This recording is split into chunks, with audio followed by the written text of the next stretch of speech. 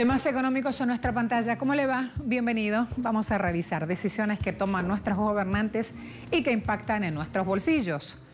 Argentina por las nubes, así está el dólar, ya hablamos de eso. Nigeria en crisis por el petróleo. Y en nuestro expediente económico de este día vamos a ver cómo Unión Europea asumió jornada de miércoles planes para un reinicio gradual de los viajes este verano. Vamos a hablar de turismo como motor económico.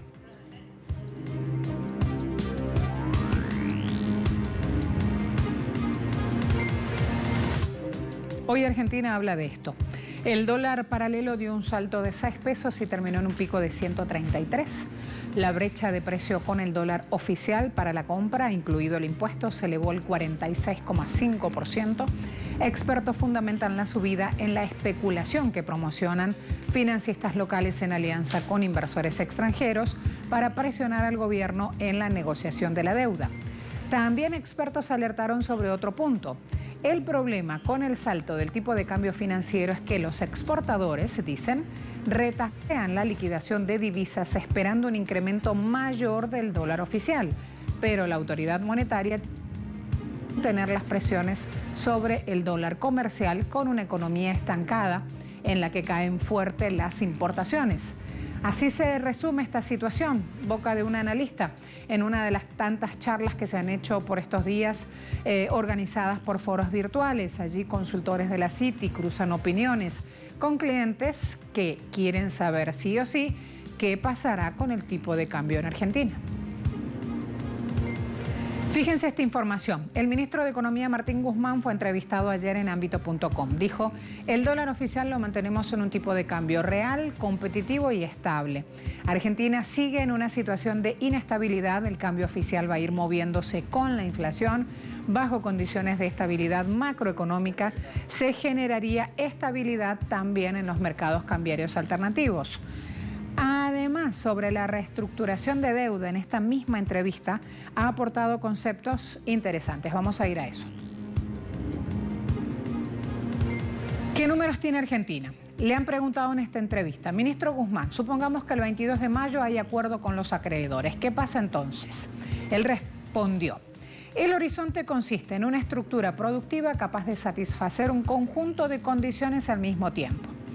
¿De qué se trata ese conjunto? Tiene elementos como garantizar trabajo con inclusión, generar dinamismo y competitividad, algo con lo que siempre hemos tenido problemas, dijo, conseguir estabilidad macroeconómica con un aumento de las exportaciones que sea consistente con el crecimiento del PIB en términos reales. Siguió hablando en esta entrevista el ministro Guzmán y ha dicho, Argentina ha vivido históricamente periodos de auge seguidos de caídas, crisis de balanza de pagos recurrentes, crisis de deuda soberana. Esa inestabilidad destruye empleo y genera exclusión social. ¿Qué resultado tiene Argentina hoy si vamos a ver esas cifras? Tiene un 40% de población en situación de precariedad laboral y el 52,3% de los chicos menores de 14 años sufren pobreza. Dejamos Argentina. En Perú, el Congreso archivó el proyecto de reforma del sistema de pensiones. En esa nación existen en paralelo un sistema privado de pensiones a cargo de las administradoras de fondos de pensiones, AFP, un sistema público que está en manos de la Oficina de Normalización Previsional y otro sistema asistencial, Pensión 65 para población vulnerable, que reúnen entre los tres sistemas a más de 7 millones de afiliados y asegurados. A pesar de las críticas contra el sistema de pensiones en Perú, el Congreso ha tomado la decisión de archivar el proyecto de ley presentado por el Ejecutivo para la reforma del sector y esto genera un desconcierto. ¿Por qué? Porque justamente era una de las grandes apuestas del presidente Martín Vizcarra.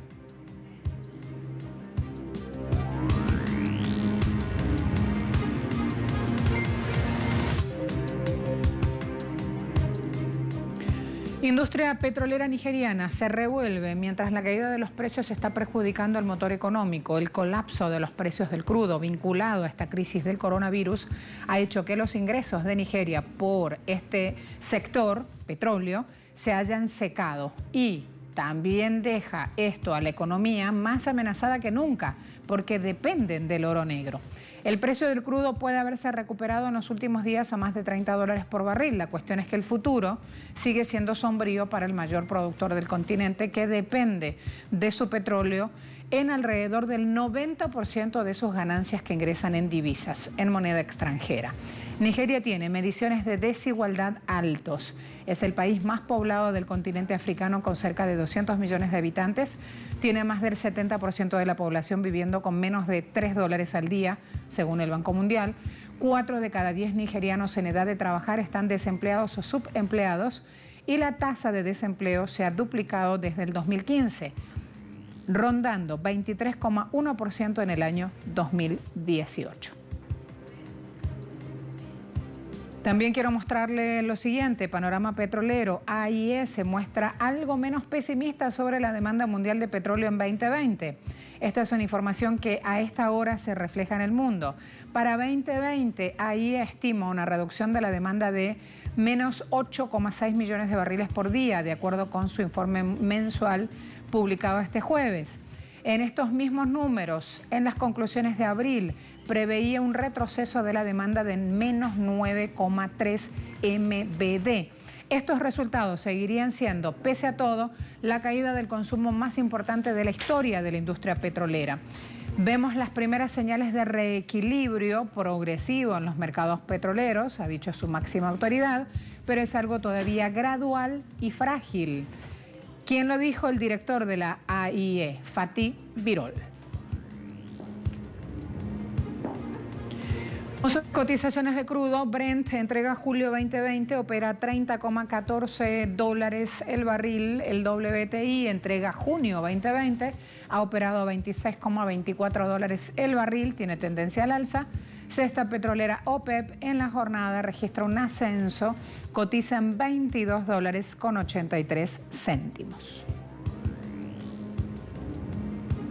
A la vuelta de la pausa, Rusia ha tomado una decisión, rescate justamente de estas aerolíneas que impactan y mucho en el sector, en el motor verde llamado turismo. Ya le cuento más.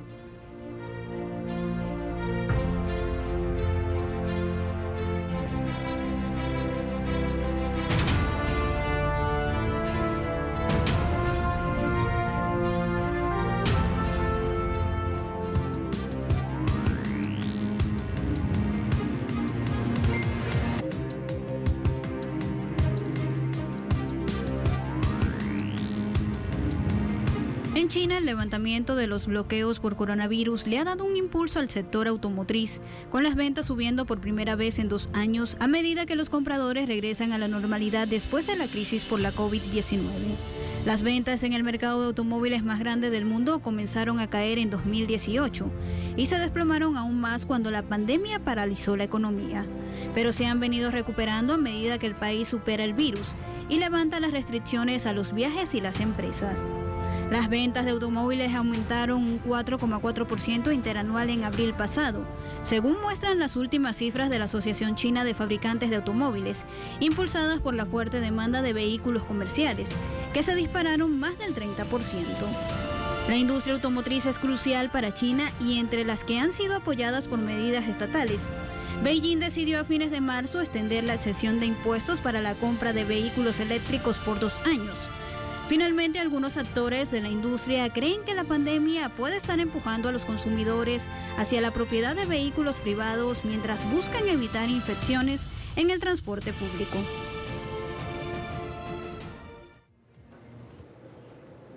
Ejercicio anual 2019-2020, que terminó el 31 de marzo pasado.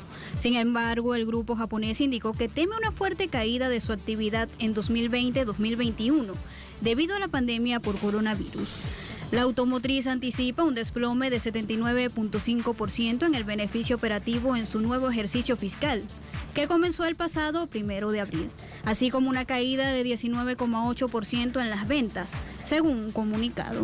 El daño de la pandemia le costó a Toyota 1,4 mil millones de dólares en ganancias operativas durante el último trimestre, compensando los recortes de costos, dijo la compañía, que enfrenta su mayor crisis desde que el colapso del Lehman Brothers desencadenó la crisis financiera global en 2008, pero dijo que Toyota estaba aprendiendo a ser más delgado y comenzar de nuevo. Finalmente, en el comunicado expuesto por la compañía, se indicó que existe la preocupación por la economía global en el futuro, ya que habrá una fuerte disminución en muchos países y regiones debido al impacto de la pandemia.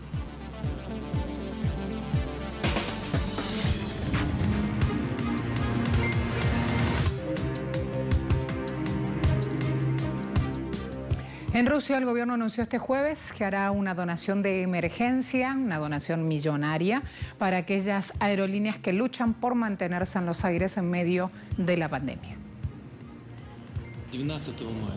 A través de un decreto, el gobierno de Vladimir Putin anunció que las aerolíneas podrán solicitar fondos de la reserva rusa para que puedan hacer frente a las turbulencias financieras que enfrenta este sector y que se han agudizado producto de las restricciones que se han impuesto a escala global para frenar la COVID-19.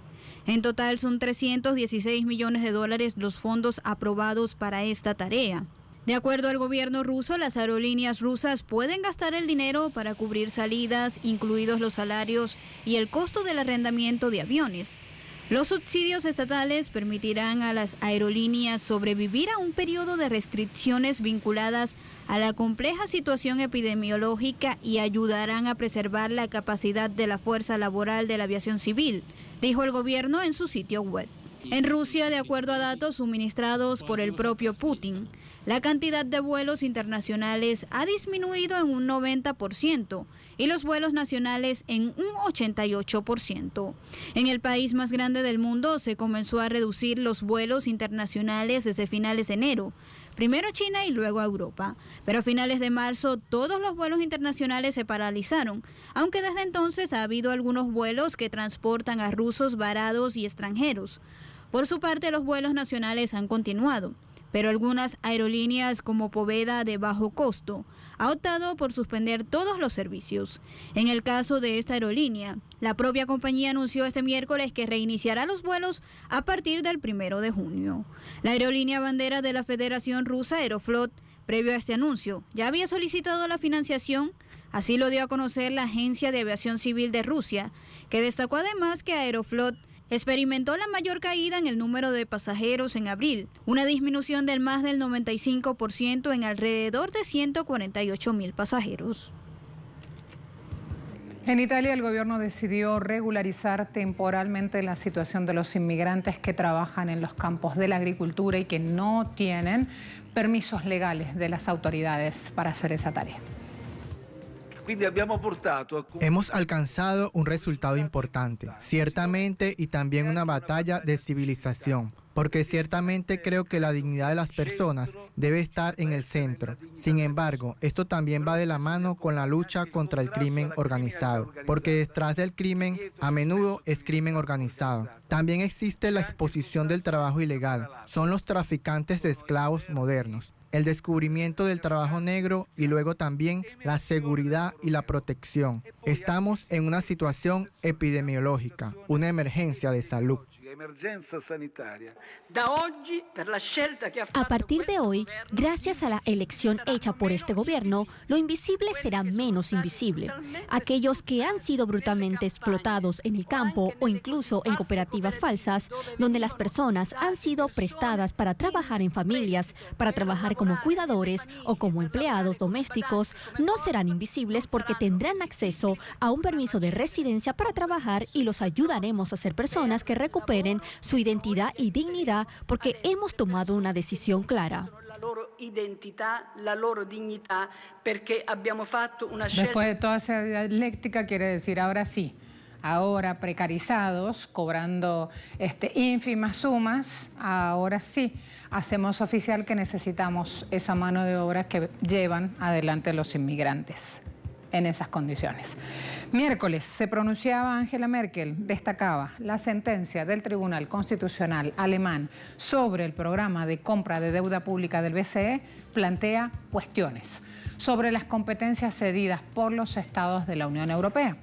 Al frente del Bundestag, Merkel dijo que el fallo explosivo sobre la política monetaria de la institución debería estimular esfuerzos hacia una mayor integración de la eurozona. El euro también es una moneda que necesita tener peso a nivel mundial y necesita tener más peso del que tiene hoy en lugar de menos peso. Nunca debemos olvidar que Jacques Delors dijo antes de la introducción del euro que se necesita una unión política, que una unión monetaria no sería suficiente. Dimos algunos pasos hacia adelante, pero aún no hemos llegado y es evidente que necesitamos más integración.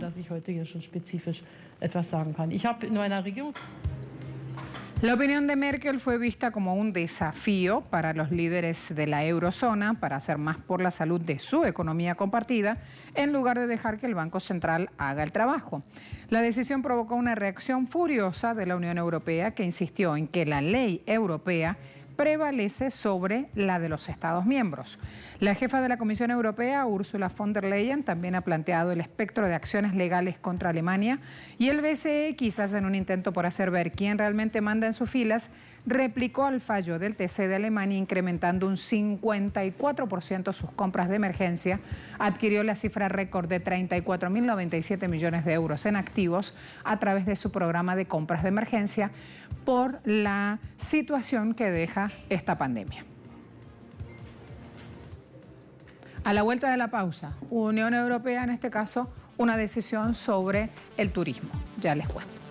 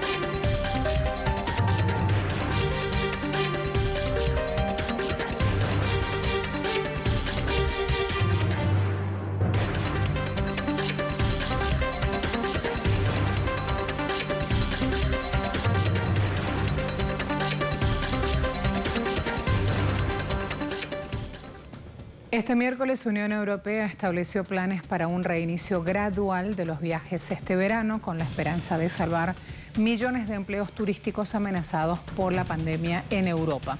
El principal destino de vacaciones del mundo es ese. Buscan reflotar de alguna manera el motor económico. Las restricciones de viaje para combatir el virus ya han tenido un impacto devastador en el sector, y las aerolíneas de todo el continente se vieron obligadas a deshacerse de decenas de miles de empleos. El turismo es vital para la Unión Europea en su conjunto, ya que representa el 10% del Producto Interno Bruto y el 12% de los empleos. Es especialmente importante para los países del sur que ya luchan con la deuda y el impacto de la COVID-19, especialmente Grecia, Italia y España.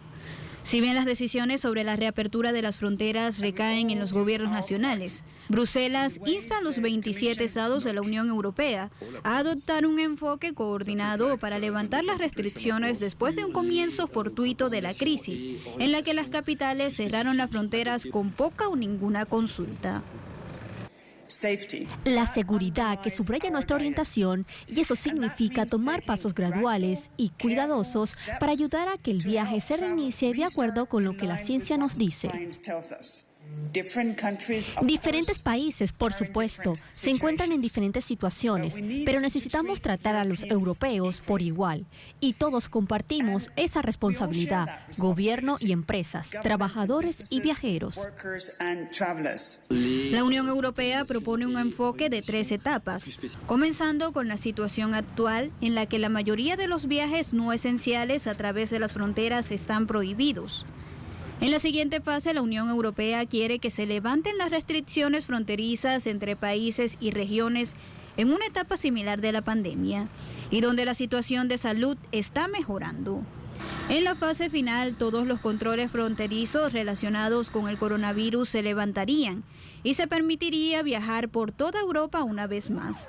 Bruselas insta a los gobiernos a considerar los factores económicos y sociales, así como la salud, mientras sopesan la reapertura de sus fronteras.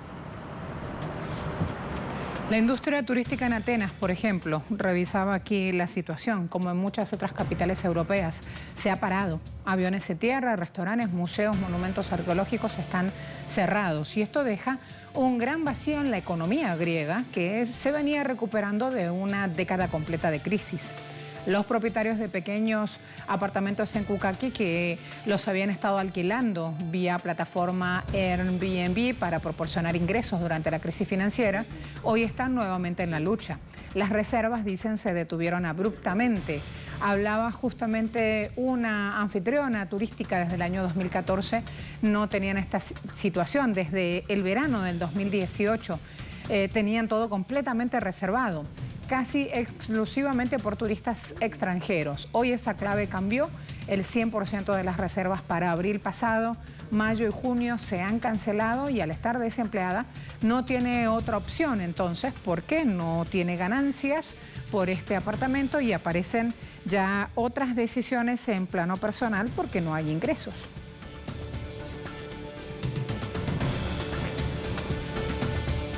Si reviso lo que pasa en Francia, el primer ministro Édouard Philippe anunció este jueves un plan sin precedentes, 18.000 millones de euros para rescatar al turismo hundido por esta pandemia. Recuerden, el punto más concurrido, el sitio turístico más concurrido del mundo es la Tour Eiffel, en París. Por lo tanto, cuando anuncia Philippe este plan, estos 1.300 millones de euros en inversiones públicas directas, lo hace con la esperanza de mover justamente este motor. También van a dar préstamos garantizados por el gobierno y se preparan para ampliar el acceso a un llamado Fondo de Solidaridad. Francia recibió cerca de 90 millones de turistas extranjeros el año pasado, pero con la llegada de la pandemia, 95% de los hoteles están cerrados desde mediados de marzo. El país empezó a levantar paulatinamente medidas de confinamiento el lunes pasado.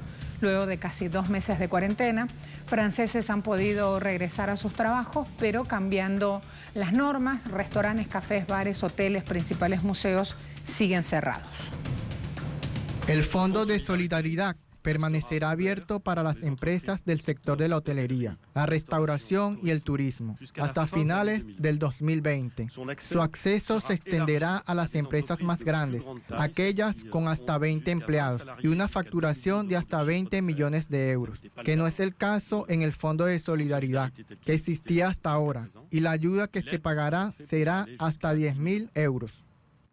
Con respecto a las vacaciones, y nuevamente esto estará sujeto a la evolución de la epidemia y posibles restricciones localizadas, dependiendo de su evolución. Estamos trabajando en un escenario razonable. Los ciudadanos franceses podrán irse de vacaciones a Francia en julio y agosto. Francia significa Francia metropolitana y sus territorios de ultramar. Hasta la próxima. Gracias por su compañía.